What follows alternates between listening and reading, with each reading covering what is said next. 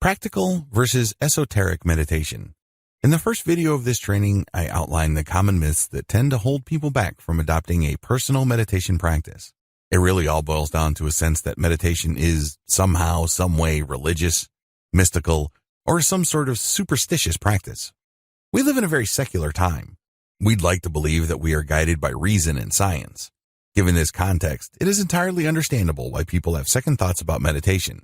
A lot of this really flows from the dichotomy between practical and esoteric meditation. Esoteric meditation is really the historic practice of meditation. In this context, meditation is practiced in connection with some sort of higher religious goal or some sort of mystical objective. If anything, meditation is not the centerpiece. Rather, it's just a side practice to what should be the primary goal, which is to attain some sort of enlightenment or some sort of spiritual release. Esoteric meditation. Esoteric meditation is rooted in Eastern philosophy. The whole idea of Eastern philosophy is that life is suffering, or that there is such a thing as karma and eternal rebirths. The whole point of any kind of spiritual exercise is to gain a perspective that enables people to break out of this eternal series of birth, suffering, death, and rebirth. Meditation has historically been associated with this thinking because meditation is one practice that enables people to start seeing life from a completely different perspective. This would enable them to think, talk, and behave differently enough for them to break the pattern of karma or the attachment that keeps them trapped in that mystical circle of birth and rebirth. As you can tell, this involves a tremendous amount of religious and spiritual concepts. There is chanting. People who practice meditation in this context say Om, Om, or they use some sort of spiritual mantra. They also engage in yoga and other physical exercises that have spiritual connotations. Practical meditation. Practical meditation simply strips away all the esoteric, religious, spiritual, and mystical layers of meditation. Instead, it looks at the meditative practice based on the core mental processes that enable people to self-repair to such an extent that they do not go crazy. In other words, instead of dwelling on the surface differences, practical meditation goes to the structural components of the meditative act itself and strips away anything that is unnecessary. It also focuses on one non-religious, non-spiritual, or non-mystical goal, which is to achieve focus in the present moment. We're not even talking about peace. We're not even talking about some sort of inner serenity, harmony, and what have you. Although those emotional states and experiences can and do happen, practical and fully secular meditation is all about achieving some sense of mental clarity in the here and now. There's no past to worry about and no future to obsess over. The bottom line with practical meditation basically strips away all that is extra or historic and cultural about meditation. It goes to the basics. The basics really boils down to learning how to focus on the present moment. Nothing before, nothing after.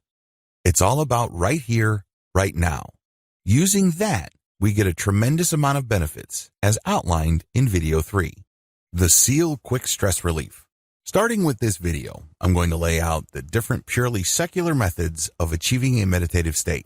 Now, a lot of people might argue whether these methods are classical meditative techniques.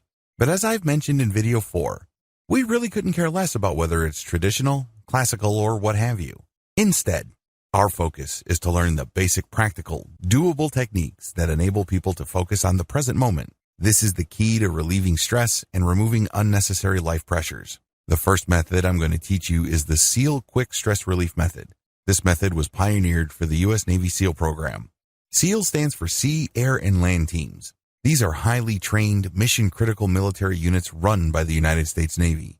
These are the seasoned military specialists that often see action first in any kind of armed conflict. In other words, you have to have your wits about you.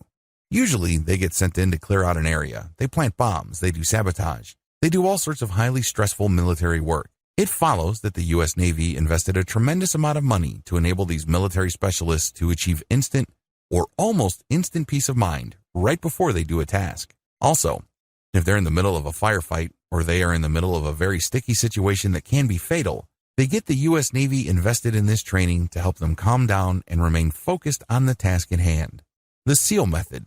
The SEAL method is actually pretty straightforward. You breathe for a few seconds. It could be 4, it could be 10, as long as it's not too long for you to be uncomfortable. You breathe and then hold, and then you release, and then you hold. Basically, you breathe in, and then you hold it for however many seconds. You then release your breath, and then at the end of that stage, when all the air has left your lungs, you hold it for the same number of seconds when you were breathing. You repeat this about 3 to 8 times. Again, as long as it's comfortable. Guidelines. When you're doing this, you don't think. You know you're doing it wrong when you're thinking. Instead, you should just focus on what you're doing. Focus on the air coming in, focus on holding your breath, then focus on the air going out. If you keep repeating this with your focus solely on your breath and what your body is going through, the relaxation will come. Your mind starts to unclench. You're no longer worried about stuff at work.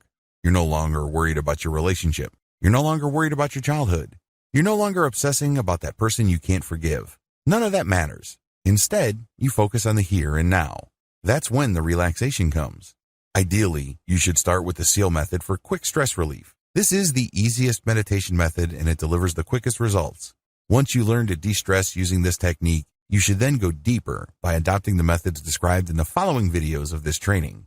Counting your breath. With this method, you're just going to focus on your breath and nothing else. By doing this, you achieve a tremendous amount of relaxation. If you practice this long enough, you can achieve a very deep and abiding sense of inner peace. It's fairly straightforward. There are really no moving parts. It's not complicated at all. Preparations. First, you need to find the right spot. Generally speaking, you should do this in an area where you're not going to be disturbed. There should be no distractions in terms of what you can see, hear, smell, taste, touch. It should be a place that will only be available to you for around 10 to 15 minutes. It doesn't really take all that long, but you have to be in the right spot for a long enough period of time for this meditative technique to benefit you. Second, you're going to close your eyes. This is a technique that you cannot do with your eyes open. Remember, we're basically going to avoid any kind of distractions. These distractions can be seen, heard, smelled, tasted, and touched. No distractions.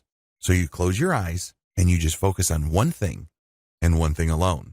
Third, focus only on your breath. How are you going to focus on your breath? Well, you're not going to focus on it by feeling it or hearing it. Instead, you're going to watch it. In other words, you turn your mental camera to your breath. You imagine yourself seeing yourself breathe in and breathe out. The key here is to feel it with your body and see it in your mind's eye. Eventually, these two sensations will line up.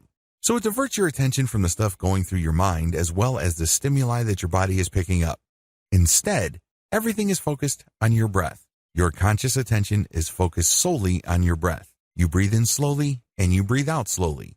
Everything is focused on the area of your body where the breath is coming in and going out. The key here is to not control your breath. The key is to not be self-conscious.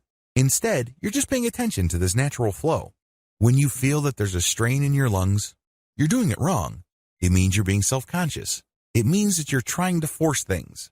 This should not be forced. It is actually effortless. You're just basically turning that mental camera that you have from obsessing about all these stresses or drama happening in your life to just focusing on your breath. That's all it will be focused on.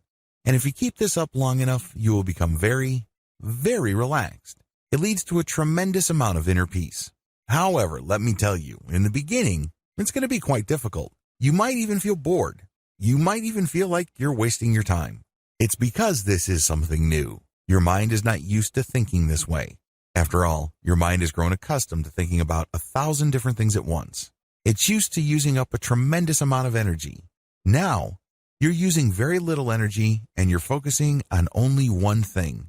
As you can imagine, that takes some getting used to. The good news is it's worth doing because the calm and relaxation that you get will be priceless. Present sense mindfulness. With this technique, you focus on what you see in front of you. In other words, you're going to be meditating or practicing mindfulness with eyes wide open. You're just working with your awareness. You're training your awareness on one thing and one thing alone. Steps to present sense mindfulness. The first step is to practice the breathing patterns that you learned in video 6. Focus on your breathing until you achieve a sense of relaxation. You do this with your eyes wide open. You can do this in a room with no other people, but there are objects in the room. You do this with your eyes open. Ideally, you shouldn't do this in any place where there are loud noises or music. Next, you're going to focus on an object in front of you. It can be a tree, a park bench. It can be a house. It doesn't really matter. What's important is that you put all your focus on that one item alone. The key is to look at that item. You're not out to enjoy it. You're not out to judge it. You're definitely not out to analyze it. Instead, you're just looking at it. The key here is to see clearly. You're going to basically be looking at all the details. It's not like you're searching for something. Instead, your job is just to take it all in. It is kind of like taking a very thorough, high-resolution snapshot of that item that you've chosen to look at. Next, once you have determined that you have seen all there is to see about the object, the next step is to pay attention to what that object would smell like, taste like, feel like in terms of texture, and what it would sound like. In other words, you sense it in 3 dimensions. You take it in with all your senses. This enables you to lose your focus on everything else. When you do this, your mind is being filled with the stimuli of that object and that object alone. You have no space left for stuff you have to worry about at the office.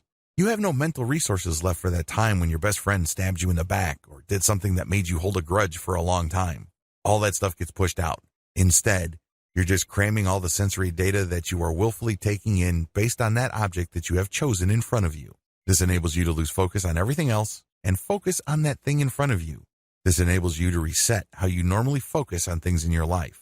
The reason why you're so stressed out is because you're hanging on for dear life onto so many different things, and they layer on top of each other. And at the end of the day, all this willpower and this mental energy is just basically wasted because you're hanging on to so much stuff. When you practice this meditative technique, you push a reboot button for your mind and let go of all that stuff that you're clinging to. And instead, you just fill it with the stuff that you take in and that you flush out. Eventually, this leads to mental hygiene because you will develop the mental discipline to zero in on an issue or a set of data for however long it takes to produce. Let's say at work or in an argument or even dealing with a relationship, and then let go.